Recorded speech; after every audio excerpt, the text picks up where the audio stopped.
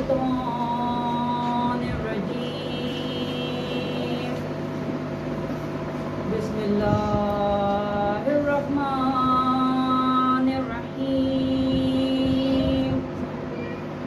الحمد لله رب العالمين الصلاة والسلام على رسوله الكريم وآله الطيبين الطاهرين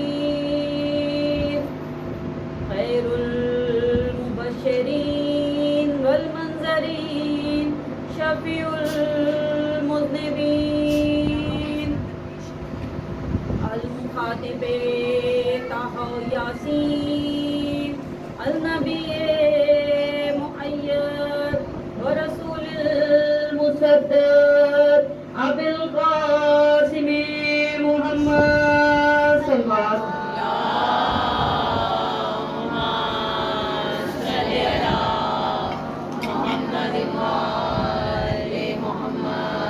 وآله الطيبين الطاهرين المعصومين المظلومين ولعنة الله على أعدائهم أجمعين من يومنا هذا إلى يوم الدين أما بعد فقد قال الله تبارك وتعالى في كتاب المبين وهو أصدق الصادقين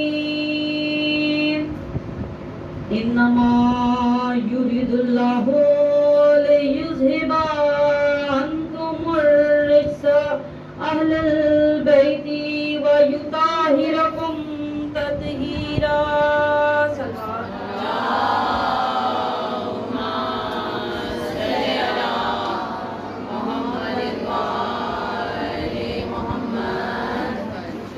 تمام حمد و ثنا اس پروردگار عالم کے لیے کہ جو لائق حمد و ثنا ہے، جس کی ہم ہمگیر ہے، جس کی عظمت و شان بلند ہے، جس کی نعمتوں سے کسی کا دامن خالی نہیں، نہ اس کی مغفرت سے کوئی مایوس ہے۔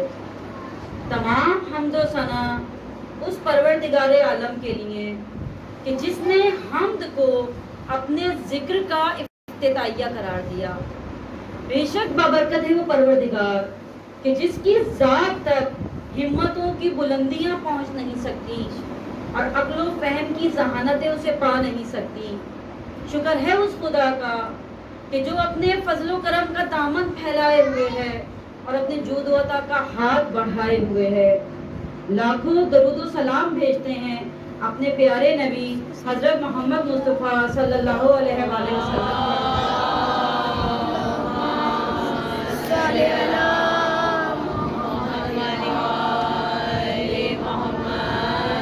کہ جو نبی رحمت ہیں اور آپ کی آل پر کہ جو امت کے لیے سامان شفاعت اور دین کے لیے روشن مینار ہیں۔ بے شک یہ محمد اور آل محمد ہی وہ ہستیاں ہیں کہ جنہیں پیدا کرتے ہی خود پیدا کرنے والا درود میں مصروف ہو گیا۔ درود بھیجے محمد والے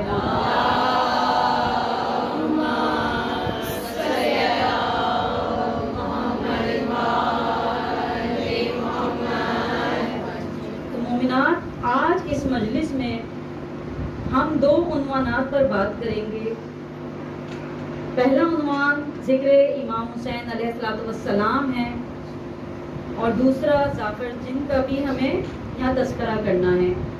تو فرسٹ آف آل ہم اپنی اس مجلس کو ذکر امام حسین سے زینت دیں گے کہ ہم یہ دیکھتے ہیں کہ فرمان امام جعفر صادق علیہ السلام ہے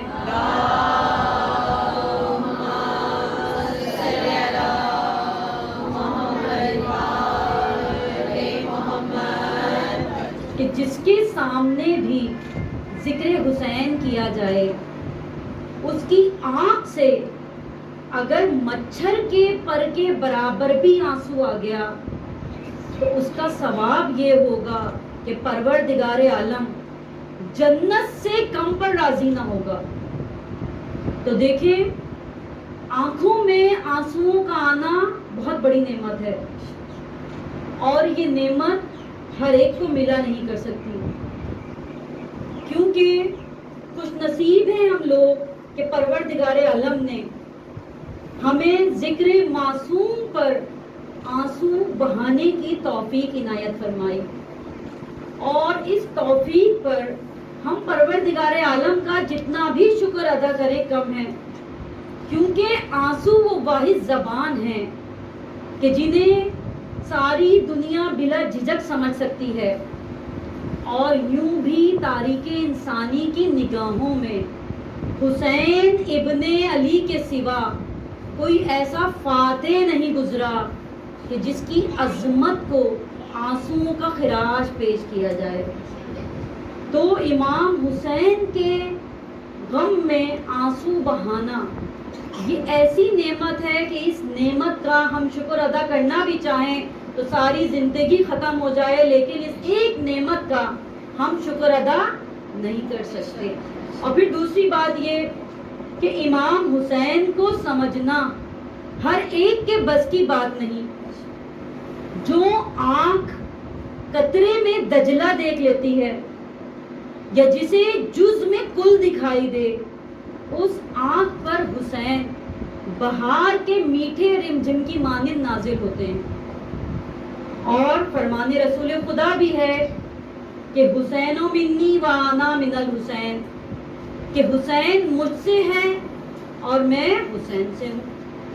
آپ رسول خدا کا یہ فرمانا کہ حسین مجھ سے ہے، یہ بات تو سمجھ میں آتی ہے کہ ظاہر ہے نواسہ رسول ہیں، اس لیے رسول نے فرما دیا حسین مجھ سے ہے. لیکن یہ فرمانا کہ میں حسین سے ہوں، یہ بات سمجھ میں نہیں آتی. تو پوچھا یا رسول خدا اس کا کیا مطلب ہے کہ میں حسین سے ہوں؟ فرمایا میں حسین سے ہوں اس لیے ہوں کہ یہ میری ذات سے تو اختلاف کر لیں گے، لیکن میرا نواسہ وہ ہے کہ جب بھی حسین کا نام آئے گا ہر مورخ کا سر جھک جائے گا کربلا میں آ کے، اور وہ لکھ دے گا کہ حسین کا کردار بے مثال ہے، اور حسین ہی وہ ہستی ہے کہ جو کربلا میں باطل سے اس طرح ٹکرائی، نہ اس سے پہلے کوئی اس طرح ٹکرایا تھا، نہ اس کے بعد کوئی اس طرح ٹکرا سکتا ہے. تو یوں پوری انسانیت کے لیے نام حسین مرکز وحدت بن جائے گا. تو اب رسول خدا کا یہ فرمانا کہ یہ میری ذات سے تو اختلاف کر لیں گے، اس سے مراد یہ ہے کہ دیکھیں ہندو جو ہیں وہ امام حسین کو نہیں مانتے، رسول خدا کو نہیں مانتے، امام حسین کو تو مانتے ہیں. عیسائی جو ہیں وہ رسول خدا کو نہیں مانتے، یہودی جو ہیں وہ رسول خدا کو نہیں مانتے. لیکن جب ہندوؤں کے بہت بڑے لیڈر مہاتما گاندھی نے امام حسین کی سیرت کا مطالعہ کیا تو انہوں نے کہہ دیا میں نے کربلا کے ہیرو کی زندگی کا مطالعہ بے حد غور سے کیا، آخر کار میں اس نتیجے پر پہنچا ہوں کہ اگر ہندوستان کو نجات مل سکتی ہے تو صرف حسینی اصولوں پر عمل ہی سے مل سکتی ہے. اور جب تھامسن کارلائل انگریز مصنف نے امام حسین کی سیرت کا مطالعہ کیا تو اس نے کہہ دیا کہ واقعی کربلا میں در حقیقت سب سے اہم سبق یہ ملتا ہے کہ حسین کے ساتھیوں کو خدا پر کامل یقین تھا، اس لیے وہ موت پر ڈٹ گئے. تو گویا یہاں یہ بات سمجھ میں آتی ہے کہ نام حسین وہ ہے کہ انسان کسی بھی مسلک سے تعلق رکھتا ہو، کسی بھی مذہب سے تعلق رکھتا ہو، جب بھی امام حسین کا نام لیا جاتا ہے ہر کوئی ادب و احترام سے اپنی آنکھوں کو جھکا لیتا ہے. درود بھیجیں محمد والے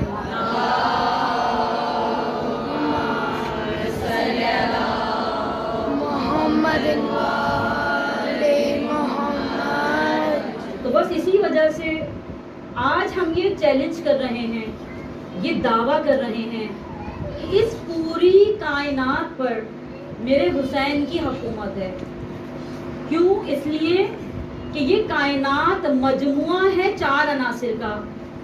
جب یہ 4 عناصر ملتے ہیں تو یہ کائنات بنتی ہے. اور وہ 4 عناصر کیا ہیں؟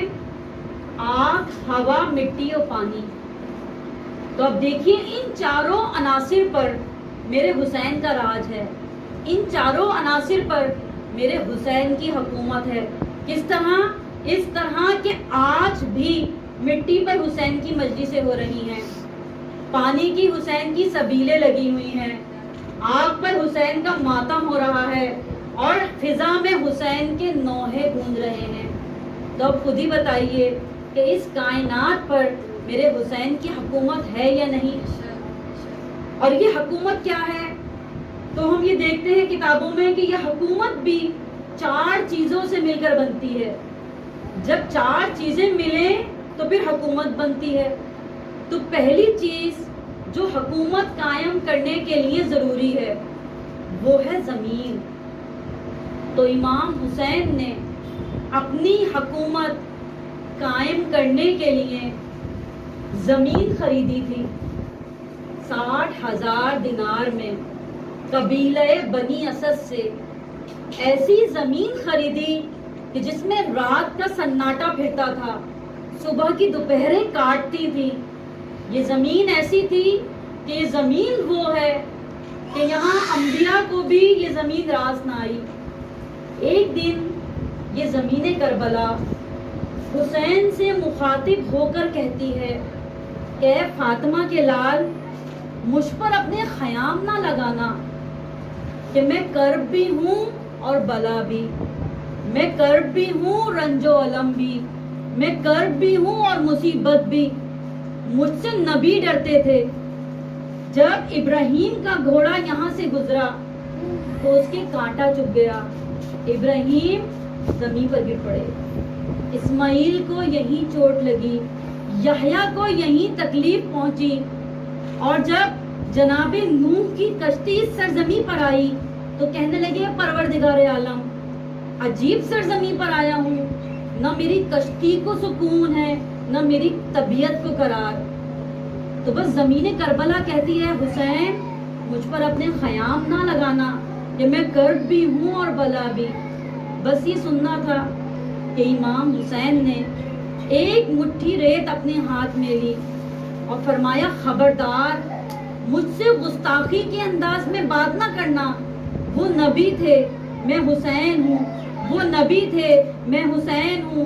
وہ آئے تھے گزرنے کے لیے، میں آیا ہوں سنورنے کے لیے. اگر تجھے مولا نہ بنا دوں تو مجھے حسین نہ کہنا.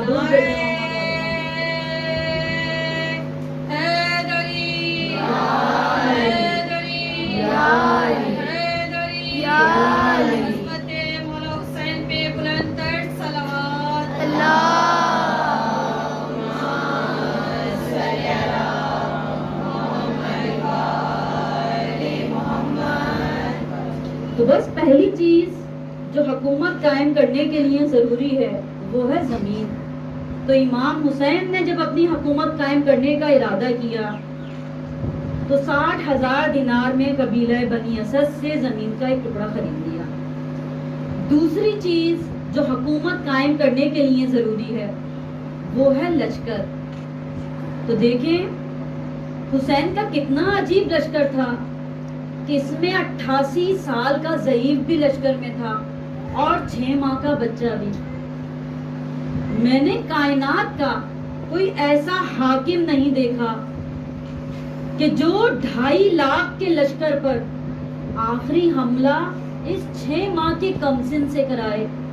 اور یزیدیت ہے کیا وہ یہ بچہ بتلائے.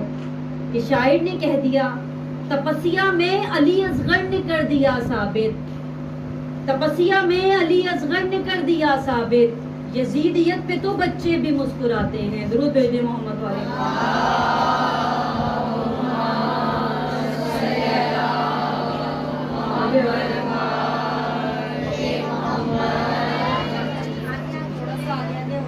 ہمارے دیگر سلوات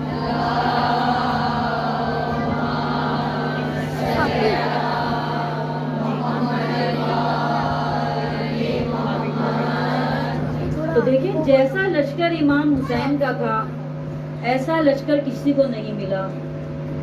جیسے صحابی امام حسین کو ملے ایسے صحابی تو نبیوں کو بھی نہیں ملے. اور ادھر شب عاشور حسین اپنے صحابہ سے کہتے ہیں، اپنے صحابیوں سے کہتے ہیں جاؤ، تو وہ جاتے نہیں. تو جیسا لشکر، جیسے صحابی امام حسین کو ملے ایسے کسی نبی کو بھی نہیں ملے. تو دوسری چیز جو حکومت قائم کرنے کے لیے ضروری ہے وہ ہے لشکر. اب تیسری چیز جو حکومت قائم کرنے کے لیے ضروری ہے وہ ہے خزانہ.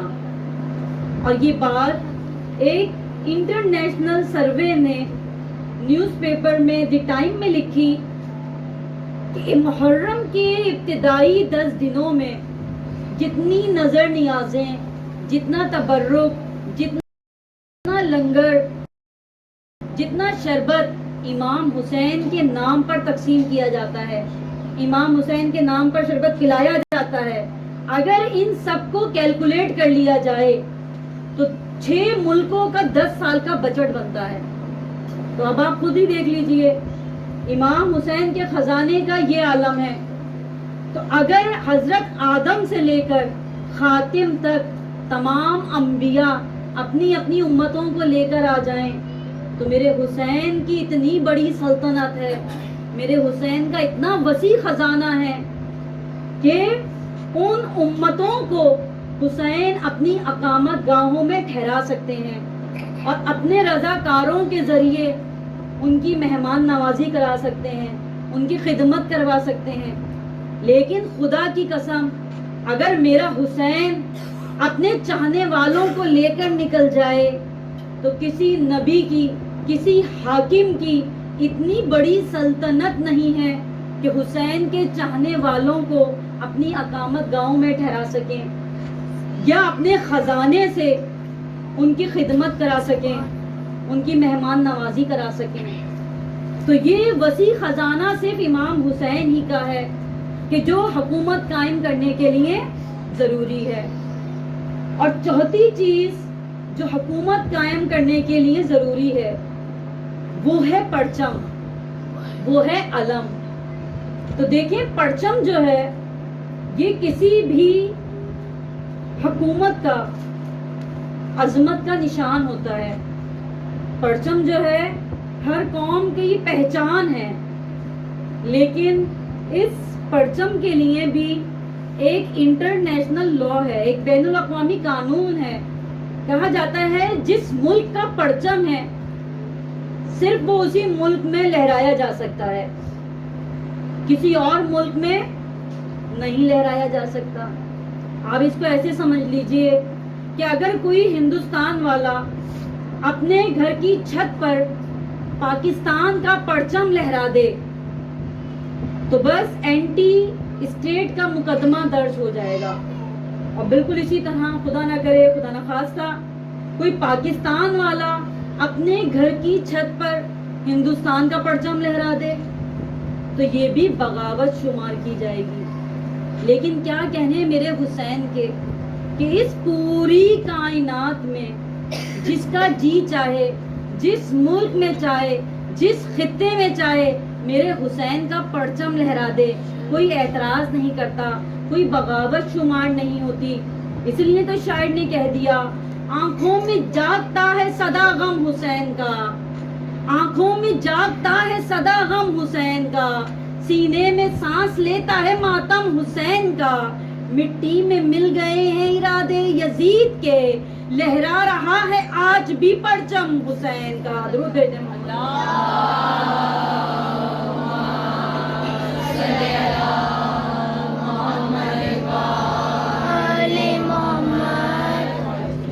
تو دیکھیں اس پوری کائنات پر میرے حسین کی حکومت ہے. تو اس پوری کائنات میں 2 ہستیاں ایسی ہیں کہ جو بڑے بڑے مجرموں کو معاف کر دینے کا اختیار رکھتی ہیں. اس پوری کائنات میں 2 ہستیاں صرف ایسی ہیں کہ جو بڑے سے بڑے مجرم کو بھی معاف کر دینے کا اختیار رکھتی ہیں. ایک ہے خالق، ایک ہے مخلوق، ایک ہے رازق، ایک ہے مرزوق. ایک ہے مسجود، ایک ہے ساجد، ایک ہے معبود، ایک ہے عابد، ایک ہے اللہ اور ایک ہے میرا حسین۔ اللہ بھی جس وقت چاہے جس کو چاہے معاف کر دے، کوئی پوچھ نہیں سکتا کہ معاف کیوں کر دیا۔ بالکل اسی طرح میرا حسین بھی جب چاہے جس کو چاہے معاف کر دے، کوئی پوچھنے والا نہیں۔ اگر اللہ چاہے تو کنکر کو دور کر دے، اور اگر میرا حسین چاہے تو آدمی کو ہر کر دے، تو کوئی پوچھنے والا نہیں ہے۔ تو دیکھیں یہ کائنات وہ ہے کہ جس پر امام حسین کی حکومت ہے، اور دنیا نے دیکھ لیا کہ ختم ہو گئی حکومتیں، ٹوٹ گئی تلواریں، ختم ہو گئے تیر، اور برباد ہو گئے تیر انداز، اور گالی بن گیا یزید۔ بنو امیہ کے تمام بادشاہ اپنی اپنی قبروں میں کیڑوں کا رزق بن گئے۔ بنو عباس کے تمام بادشاہ اپنی اپنی قبروں کے جہنم میں چلے گئے۔ حسین کے خلاف بولنے والے اذیت کے اندھیرے غاروں میں غرق ہو گئے، لیکن آج بھی میرے حسین کا نام تاریخ کی پیشانی پر تراشیدہ جھومر کی طرح جگمگا رہا ہے۔ اس لیے ہم کہتے ہیں کہ حسین کا مقابلہ انسانوں سے نہ کرو، کیونکہ حسین انسان نہیں بلکہ مکمل انسانیت ہے۔ حسین آدمی نہیں بلکہ آدمیت ہے۔ حسین شخص نہیں بلکہ شخصیت ہے۔ حسین ایک مکمل سیرت کے حامل ہیں، جس میں پوری انسانیت سمٹ کر آ گئی۔ تو حسین کا مقابلہ عام انسانوں سے نہ کرو، حسین کا مقابلہ کرنا ہے تو حضرت آدم سے کرو۔ کون آدم؟ کہ آدم کی ذات مرکز ایمان بھی نہیں، آدم کی ذات مرکز ایمان بھی نہیں، آدم کا نقط محور قرآن بھی نہیں، آدم خطا کرے کوئی نقصان بھی نہیں، شبیر میں خطا کا تو امکان بھی نہیں، ادنا سی شان دیکھ شہ مشرقین کی، آدم بہش میں بھی تو ہے رعیت حسین کی۔ آدم میرا غرور نہیں تھا، حسین ہے۔ آدم خطا سے دور نہیں تھا، حسین ہے۔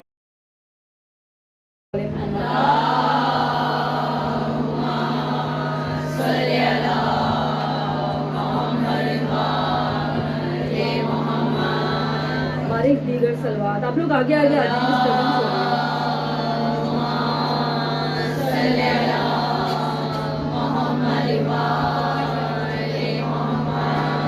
تو آدم میرا غرور نہیں تھا، حسین ہے۔ آدم خطا سے دور نہیں تھا، حسین ہے۔ آدم سخی ہے، صاحب عز و وقار ہے، لیکن حسین دوش نبی کا سوار ہے۔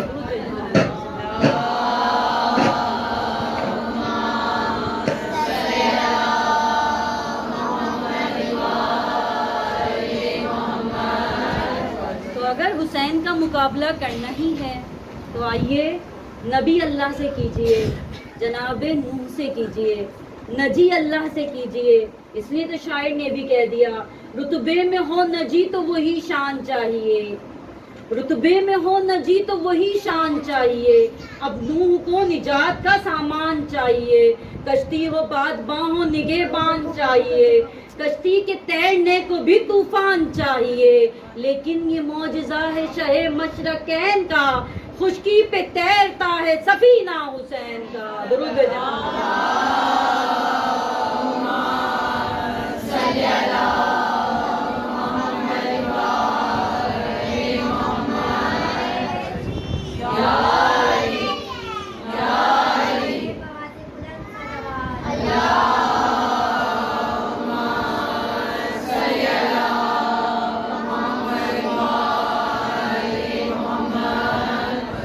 امام حسین کا مقابلہ کرنا ہی ہے تو آئیے حضرت ابراہیم سے کیجئے۔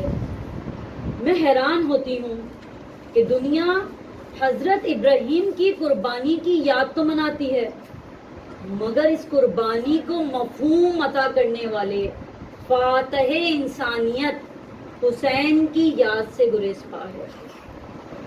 تو دیکھیں امام حسین کی شخصیت وہ ہے کہ آج بھی کوئی کسی بھی مذہب سے تعلق رکھتا ہو، جب بھی واقعہ کربلا کو سنے گا تو وہ امام حسین کے حق میں ہی بولے گا۔ یہ ہے امام حسین کی منزلت، یہ ہے امام حسین کی شان کہ ہم یہ دیکھتے ہیں کہ خواجہ معین الدین چشتی نے بھی کہہ دیا کہ شاہ است حسین بادشاہ است حسین، دین است حسین دی پناہ است حسین، سرداد نہ داد دست در دست یزید حقہ کے بنا لا الہ است حسین۔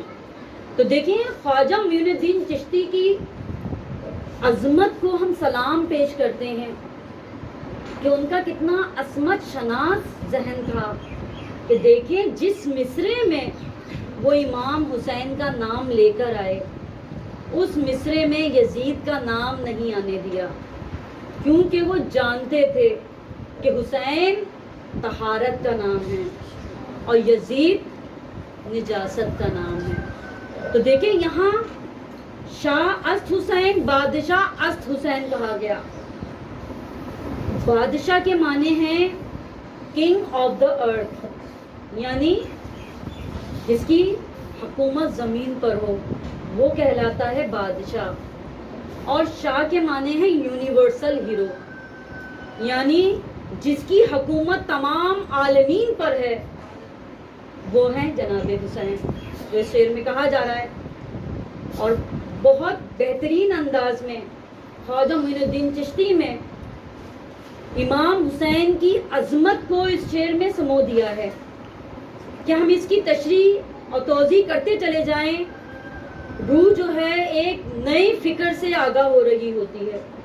اب کہا گیا کہ امام حسین جو ہیں وہ اس زمین کے بادشاہ ہیں، اب جہاں جہاں تک یہ زمین پھیلی ہوئی ہے وہاں وہاں تک حسین کی بادشاہی ہے، اور جہاں جہاں تک خدا کی خدائی ہے وہاں وہاں تک حسین کی شاہی ہے۔ نعرہ حیدری، حیدری، درود امام حسین علیہ السلام، بلندر صلوات۔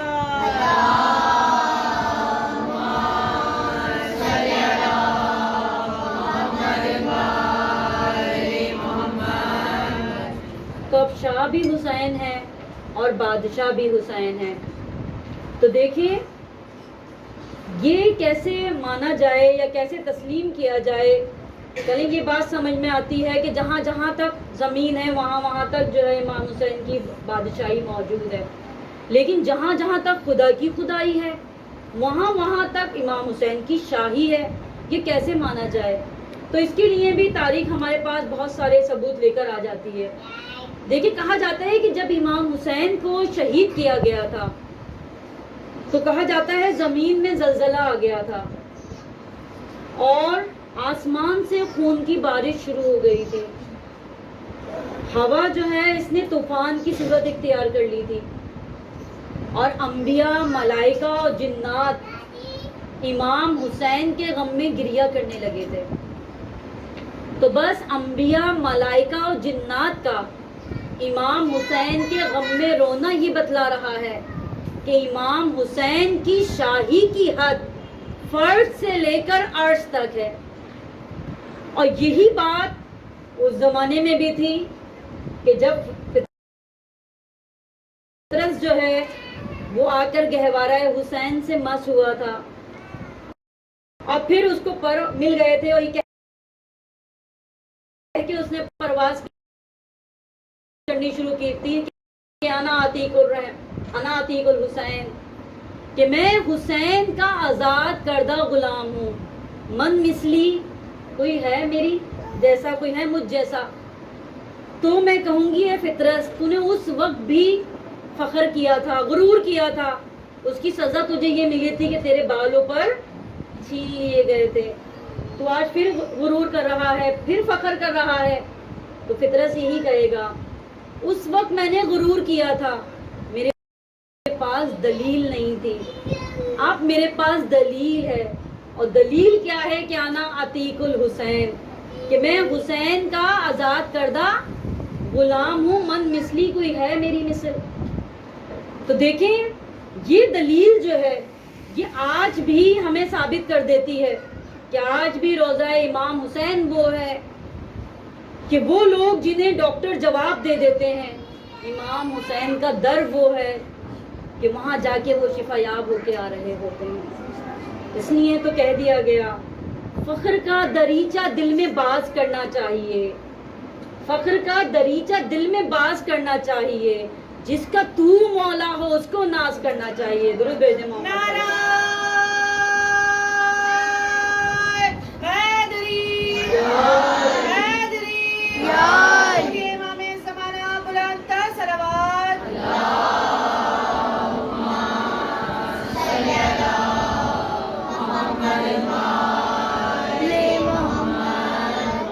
تو اب ہم اپنے دوسرے عنوان کی طرف چلتے ہیں اور اپنے اسی موضوع کو زعفر جن سے منسلک کر دیتے ہیں کہ اس وقت بھی جب امام حسین کی شہادت ہوئی جنات گریہ کر رہے تھے، اور یہاں بھی ہم نے دیکھا کہ زعفر جن وہ جن ہیں کہ یہ مولا علی کے زمانے میں بھی مولا علی سے مشاورت کے لیے، مشورہ کرنے کے لیے آتے رہے ہیں.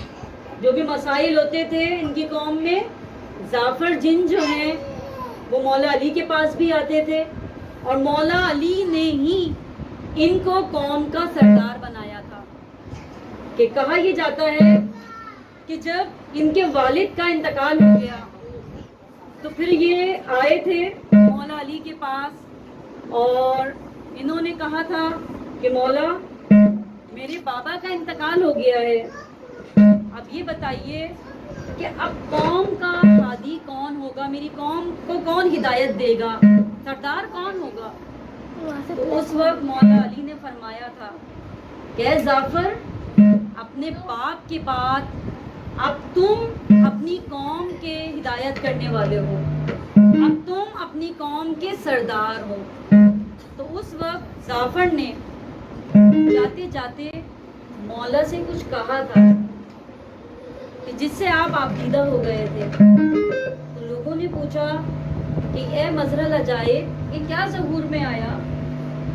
تو آپ نے فرمایا کہ یہ عمیر کا بیٹا زعفر ہے، یہ مجھ سے پوچھنے آیا ہے کہ اب میری قوم کا سردار کون ہوگا. تو میں نے کہا ہے زعفر باپ کے بعد بیٹا اپنی قوم کا سردار ہوتا ہے، تو اب تم اپنی قوم کے سردار ہو. تو بس اس نے جاتے جاتے کہا مولا جس طرح آپ نے مجھے میرے باپ کی جگہ دلوائی، خدا کرے کہ آپ کے بیٹے بھی آپ کی جگہ کو پائیں. تو بس میری آنکھوں میں آنسو آ گئے اور میں نے کہا ہے زعفر تجھے تو تیرے باپ کا مقام و مرتبہ مل گیا، مگر میرے بچے یہ مقام و مرتبہ نہ پا سکیں گے، ان سے یہ حق چھین لیا جائے گا. تو دیکھیں یہی زعفر ہیں کہ کہا جاتا ہے کہ یہ امام حسین کی نصرت کے لیے بھی آئے تھے، اور یوں ہی ان کا ذکر جو ہے وہ 11 محرم کو، جہاں ہم یوم زینب مناتے ہیں، 11 محرم کو ہم ناصر امام حسین یعنی زعفر جن کا بھی تذکرہ کرتے ہیں کہ جب کہا جاتا ہے کہ یہ اپنی تاج پوشی کا جشن منا رہے تھے، دربار بڑی شان و شوکت سے سجا ہوا تھا. ان کی قوم کے 2 جن روتے ہوئے آئے اور کہنے لگے اے سردار جن کے صدقے میں آپ کو یہ تخت و تاج ملا ہے ان کا گھر کربلا میں لٹ رہا ہے. بس زعفر کہتے ہیں جب میں نے یہ سنا کہ میں نے اپنا تخت و تاج چھوڑا اور اپنے لشکر کے ساتھ اپنی قوم کے ساتھ میں نے پرواز کرنی شروع کر دی. میں پرواز کرتا گیا، سب سے پہلے میں نجف اشرف پہنچا، وہاں پہنچ کر میں نے مولا علی کو سلام کیا، لیکن جواب سلام نہ آیا. میں سمجھ گیا کہ جواب سلام دے گا کون؟ مولا تو خود کربلا میں ہوں گے۔ بس جعفر کہتے ہیں میں نے پرواز کرنی شروع کی۔ میں پرواز کرتا گیا کہ میں نے دیکھا کہ ترائی میں 2 بازو پڑے ہوئے ہیں اور ایک لاشا ہے کہ جو شکل و صورت میں مولا علی کی شبیہ ہے۔ بس میں نے گریہ کرنا شروع کر دیا کہ ہائے یہ تو میرا مولا عباس ہے۔ جعفر کہتا ہے میں اور آگے بڑھا تو میں نے دیکھا انبیاء کی قطاریں لگی ہوئی تھی، ملائکہ کی قطاریں لگی ہوئی تھی۔ میں بھی ان کی قطاروں میں جا کر کھڑا ہو گیا۔ پھر میں نے سوچا کہ مولا مجھ پر کہاں نگاہ اٹھائیں گے، مجھے کہاں دیکھیں گے۔ میں ابھی دل میں سوچ ہی رہا تھا کہ مولا کی نگاہ میرے اوپر آئی اور مولا نے اشارہ کیا ہے جعفر میرے پاس آ جاؤ۔ جعفر کہتے ہیں میں مولا کے پاس آیا۔ مولا کہتے ہیں جعفر یہاں کیوں آئے ہو؟ کہا مولا آپ کی نصرت کے لیے آیا۔ کہا ہے جعفر جا واپس چلا جا، خود ہی بتا کہ کیا اکبر و عباس کے بعد اب میرا جینا بنتا ہے؟ بس جعفر کہتا ہے کہ میں واپس آ گیا۔ میری ماں نے دیکھا تو کہا ہے جعفر جان بچا کر واپس آ گیا؟ کہا اماں مولا نے لڑنے کی اجازت نہیں دی۔ کہا ہے جعفر چل میرے ساتھ۔ میں نے اپنی ماں کو لے کر پرواز کرنی شروع کی۔ میں پرواز کرتا گیا لیکن کربلا میں اس وقت پہنچا کہ جب امام حسین کا سر نوکے نیزہ پر بلند تھا اور بی بی زینب کی آواز آ رہی تھی کوئی ہے جو میری چادر کو بچا لے؟ ہاں زاداران امام بعد شہادت امام حسین خیموں میں آگ لگا دی گئی، بیویوں کے سروں سے چادریں چھین لی گئی، بی بی سکینہ کے تماچے مارے گئے، بی بی کے گوشوارے چھین لیے گئے۔ ہاں زاداران امام آج اس مجلس عزا میں بی بی ام رباب آئی ہوئی ہے، بی بی کو جناب سکینہ کا پرسہ دینا ہے۔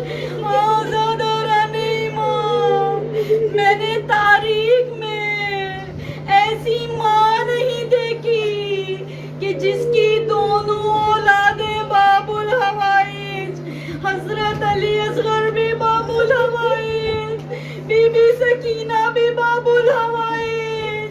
معصوم فرماتے ہیں کہ جس کی دعا قبول نہ ہوتی ہو وہ بی بی سکینہ کا واسطہ دے کر سوال کرے، شہزادہ علی اصغر کا سوال کرے تو دعا رد نہیں ہوتی۔